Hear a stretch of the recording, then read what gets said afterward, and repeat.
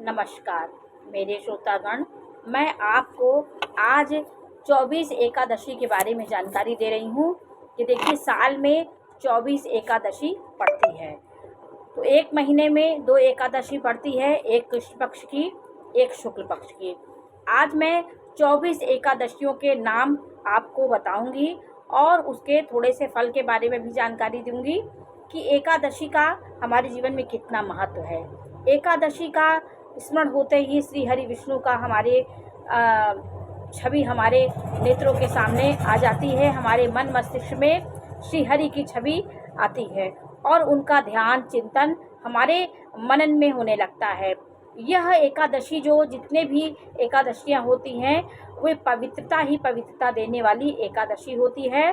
व्यक्ति को एकादशी का व्रत करने में आत्मिक शुद्धि होती है और कई जन्मों के उसके पाप नष्ट होते हैं। तो श्री हरि विष्णु के अवतार श्री कृष्ण जी हैं, रामचंद्र जी हैं, तो उनका मनन चिंतन करके ही हम एकादशी का व्रत करते हैं। तो एकादशी मोक्ष प्रदान करने वाली, हर प्रकार के कष्टों को दूर करने वाली एकादशी होती है। 24 एकादशियां होती हैं, उनके अलग अलग फल होते हैं। इस बारे में मैं जानकारी दे रही हूँ। मैं विक्रम संवत चैत महीने से शुरुआत करके आपको फागुन महीने तक की एकादशियों के बारे में जानकारी दे रही हूँ कि आपकी एकादशी आपको क्या फल देगी। जो एकादशियाँ होती हैं उसका क्या नाम है, सब एकादशियों के बारे में आज आपको जानकारी दे रही हूँ।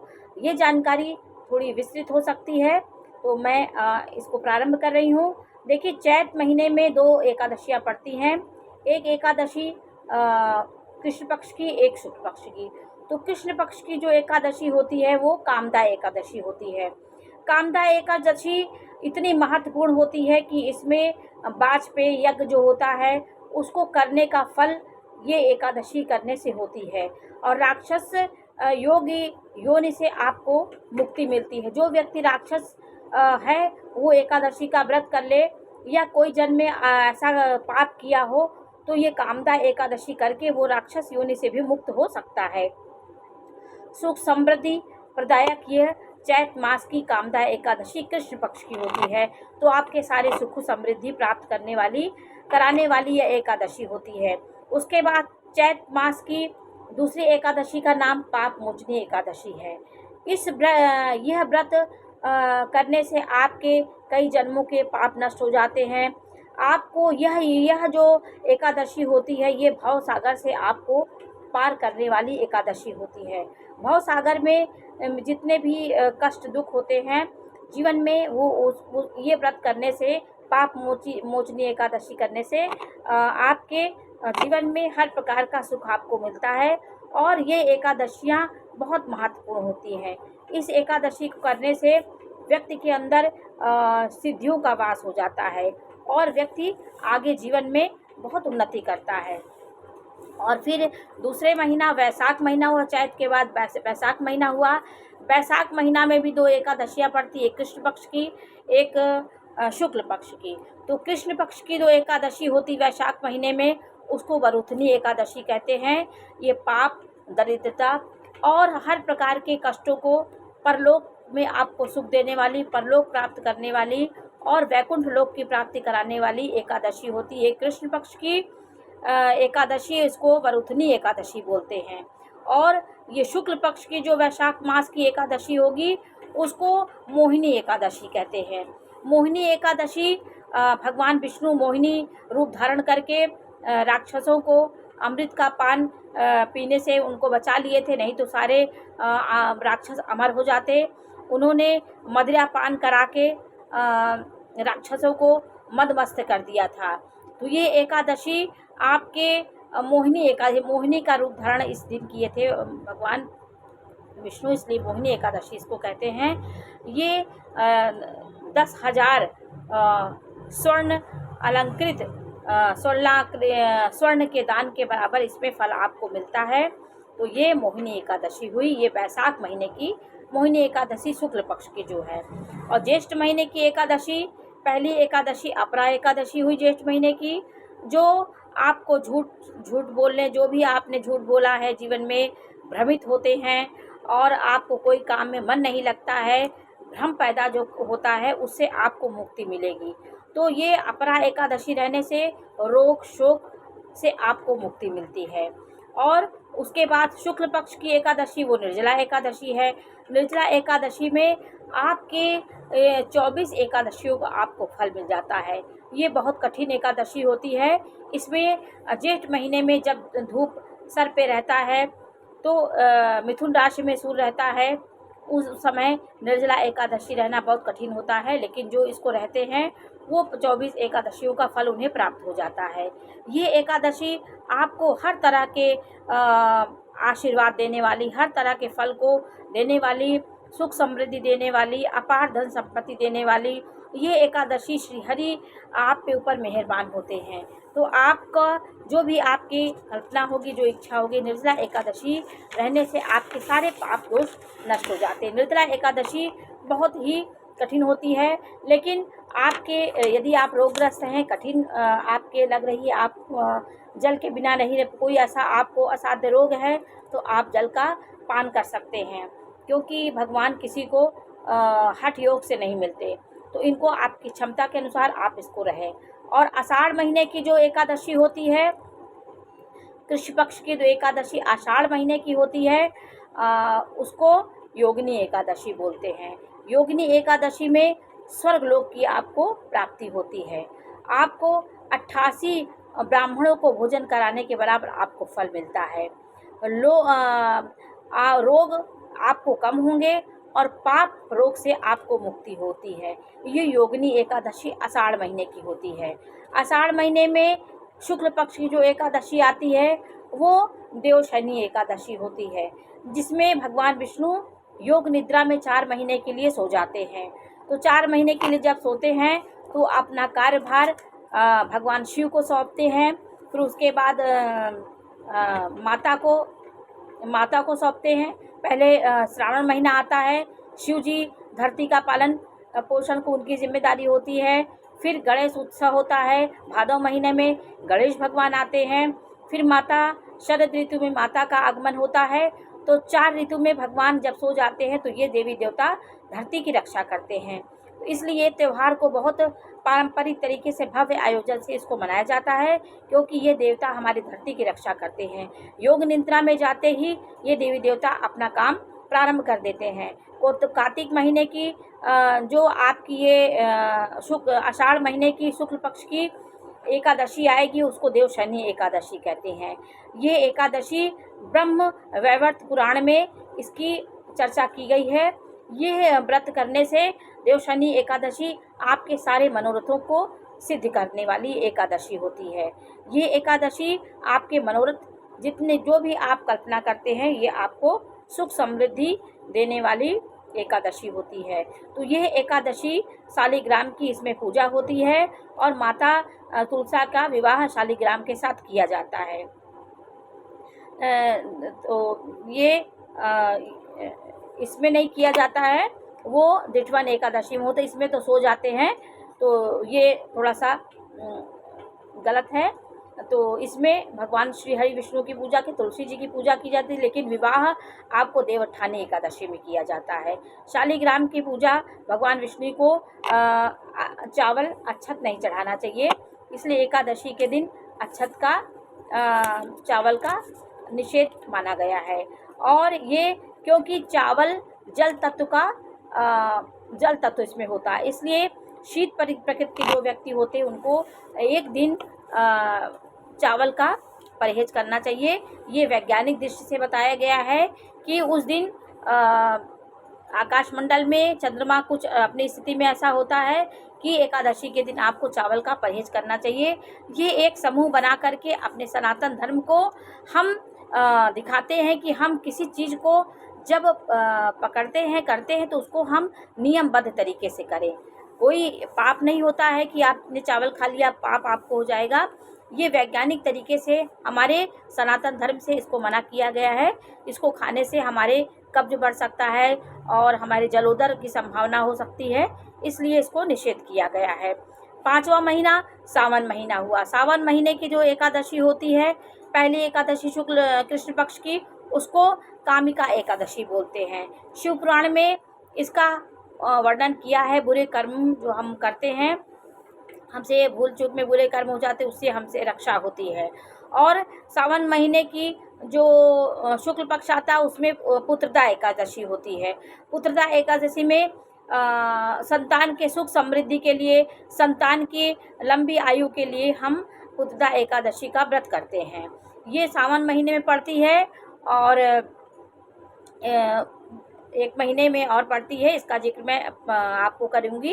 ये सावन महीने पुत्रदा एकादशी शुक्ल पक्ष की होती है और भादव महीने में जो एकादशी पड़ती है वो अजा एकादशी होती है। संतान पर जो संकट आता है उससे हमारी ये एकादशी रक्षा करती है। भादव महीने की अजा एकादशी इसको बोलते हैं। मान प्रतिष्ठा, शारीरिक और मानसिक कष्टों से मुक्ति आपको देने वाली ये एकादशी होती है। और शुक्ल पक्ष की एकादशी जो आती है उसको अपरा एकादशी बोलते हैं और उसको पद्मा एकादशी बोलते हैं। शुक्ल पक्ष की एकादशी, कृष्ण पक्ष की एकादशी को अजा एकादशी और कृष्ण पक्ष की एकादशी को अजा एकादशी, कृष्ण और शुक्ल पक्ष की एकादशी को पद्मा एकादशी के नाम से जाना जाता है। तो विष्णु इसमें थोड़ा सा करवट लेते हैं, तो भादव महीने में इसमें थोड़ा बहुत जागने का संकेत देते हैं, करवट बदलते हैं, तो पद्मा एकादशी होती है। और सातवां महीना कृष्ण पक्ष की एकादशी, सातवां महीना कौन से हुआ? क्वार महीना हुआ।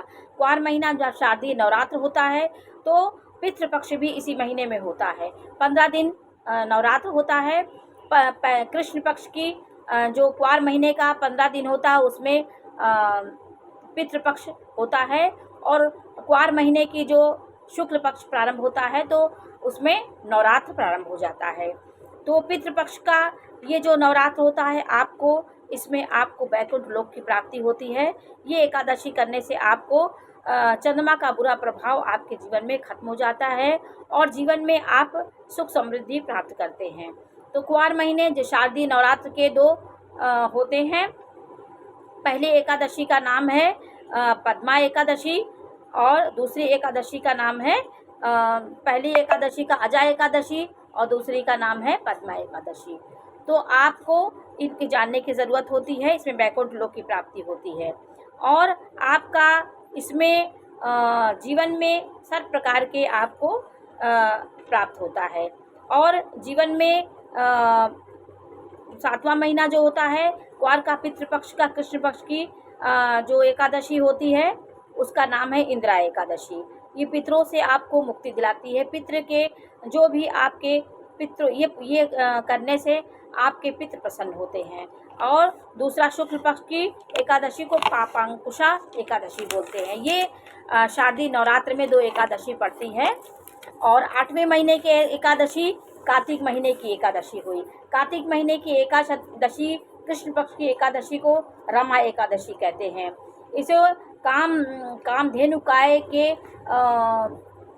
जैसे कामधेनु गाय सारी मनोकामनाओं को पूर्ण करती है, उसी प्रकार कामधेनु गाय के समान ये फल देने वाली ये रमा एकादशी होती है। ये कार्तिक महीने की कृष्ण पक्ष की एकादशी होती रमा एकादशी। और शुक्ल पक्ष की एकादशी को तो आप जानते ही हैं, उसको देवोत्थानी एकादशी बोलते हैं, प्रबोधनी एकादशी बोलते हैं, डिठवन बोलते हैं। उस दिन माँ लक्ष्मी का प्रवेश हमारे घर में होता है, इसलिए दरिद्र को उस दिन भगाया जाता है। सूप पीटने का भी ये समय होता है। तुलसी का विवाह आज के दिन किया जाता है। ये प्रबोधनी एकादशी का दिन बहुत महत्वपूर्ण होता है। ये एकादशी और निर्जला एकादशी दोनों का महत्व एक है। ये एकादशी यदि आप रहते हैं तो आपको सभी एकादशियों का फल मिल जाता है। 9वां महीना हुआ मार्गशीर्ष महीने का। मार्गशीर्ष महीने में जो एकादशी पड़ती है वो मांगलिक कार्य के लिए वो एकादशी होती है। आपके मांगलिक कार्य प्रारंभ हो जाते हैं। तो मार्गशीर्ष महीने में उत्पन्ना एकादशी होती है। कहा जाता है कि इस दिन एकादशी की उत्पत्ति हुई थी, इसलिए कि एकादशी इसको उत्पन्ना एकादशी कहते हैं। तीर्थ यात्रा के और हजारों दान के फल ये प्राप्त कराने वाली एकादशी होती। विष्णु लोक को में आपको स्थान मिलता है। तो मार्गशीर्ष महीने की एकादशी को उत्पन्ना एकादशी बोलते हैं। कृष्ण पक्ष की जो एकादशी हुई और शुक्ल पक्ष की एकादशी को पितरों की शांति जन्म मृत्यु से आपको मुक्ति मिलती है। इसका नाम मोक्षदा एकादशी होती है। इसका नाम मोक्षदा एकादशी है, जो मार्गशीर्ष महीने में पड़ती है। मोक्षदा एकादशी वो शुक्ल पक्ष की होती है। और 10वें महीने की एकादशी जो होती है वो विक्रम संवत से हम शुरुआत करते हैं। 10वां महीना पौष महीना होता है। पौष महीने की एकादशी जो होती है उसको सफला एकादशी बोलते हैं। वो कृष्ण पक्ष की जो एकादशी होती है उसको सफला एकादशी बोलते हैं। ये सुख समृद्धि प्राप्त करने वाली और जीवन में मुक्ति दिलाने वाली ये एकादशी होती है। तो पौष महीने की कृष्ण पक्ष की जो एकादशी आती है उसमें तुलसी का वृक्ष रोपना चाहिए घर में। उससे आपको माँ तुलसी की कृपा प्राप्त होगी। और शुक्ल पक्ष की पुत्रदा एकादशी जो होती है वो संतान प्राप्ति के लिए होती है। तो पौष महीने की जो एकादशी होती है और सावन महीने में दो पुत्रदा एकादशी होती है। दोनों एकादशी करने से संतान की वृद्धि होती है, संतान के रोग कष्ट से संतान को मुक्ति मिलती है, निसंतान को पुत्र प्राप्ति होती है और माता पिता को यह व्रत करना चाहिए। ये पौष महीने की शुक्ल पक्ष की पुत्रदा एकादशी होती है। इसमें मनोकामनाओं की पूर्ति होती है और संतान की रक्षा होती है। 11वां महीना ये माघ का महीना हुआ। चैत महीने से जो 11वां महीना होता है वो माघ का महीना होते हैं। षठ तिला एकादशी, कृष्ण पक्ष की एकादशी को षठ तिला एकादशी कहते हैं। इसमें तिल का दान करना चाहिए तो हमारे कई रोगों से हमें मुक्ति मिलती है। तिल का दान करिए, तिल को खाना चाहिए। तो तिल का जितना हम सेवन माघ महीने करेंगे उतना हम पाप मुक्त और रोग मुक्त होंगे। और शुक्ल पक्ष की जो एकादशी होगी माघ महीने की, उसको जया एकादशी बोलते हैं। सारे कष्टों को दूर करने वाली, पितरों को कष्टों से मुक्ति मिलती है। इसमें दुगना फल आपको मिलता है। भगवान विष्णु, भोलेनाथ और लक्ष्मी जी की पूजा माघ महीने की शुक्ल पक्ष की एकादशी को जया एकादशी बोलते हैं। इसमें माँ लक्ष्मी, भगवान भोलेनाथ और माँ लक्ष्मी की पूजा करनी चाहिए, क्योंकि इस महीने सब प्रारंभ हो जाते हैं अच्छे कार्य। फागुन महीने की जो एकादशी आती है वो लास्ट महीना हुआ, ये 12वां महीना हुआ। जब हम विक्रम संवत से शुरुआत करते हैं तो फागुन महीना 12वां महीना हुआ। तो 12वें महीने की एकादशी फागुन मास की जो कृष्ण पक्ष की एकादशी होती है उसको विजया एकादशी बोलते हैं। ये शत्रु पे विजय दिलाने वाली एकादशी होती है। हर कार्य को सफलता प्रदान करने वाली होती है। कानूनी मामले में, अदालती कार्य में आपको विजय दिलाने वाली ये विजया एकादशी होती है। ये एकादशी करने से आपको विजय की प्राप्ति होती है। भगवान राम ने भी ये विजया एकादशी व्रत करके ही रावण का वध किया था। शुक्ल पक्ष की दूसरी एकादशी जो फागुन महीने की दूसरी एकादशी का नाम आमल की एकादशी है। इसमें दान पुण्य करना चाहिए। आंवले के पेड़ में घी का दीपक जलाना चाहिए और हल्दी से लेपन करना चाहिए, एप्पल लगाना चाहिए। उसमें आंवले के वृक्ष की पूजा की जाती है। तो ये आमल की एकादशी हमारी सारी एकादशियों का हर एक फल देने वाली एकादशी होती है। तो आज मैंने आपको 12 महीने की 24 एकादशियों के बारे में जानकारी दी। ये जानकारी आपको कैसे लगी हमें अवश्य बताइए। चैनल को लाइक करिए, सब्सक्राइब करिए। आपको कोई भी जानकारी एकादशी के बारे में जानना हो तो आप कमेंट्स करके हमसे पूछ सकते हैं। मैं आपको एकादशियों के बारे में भी जानकारी दूंगी। नमस्कार।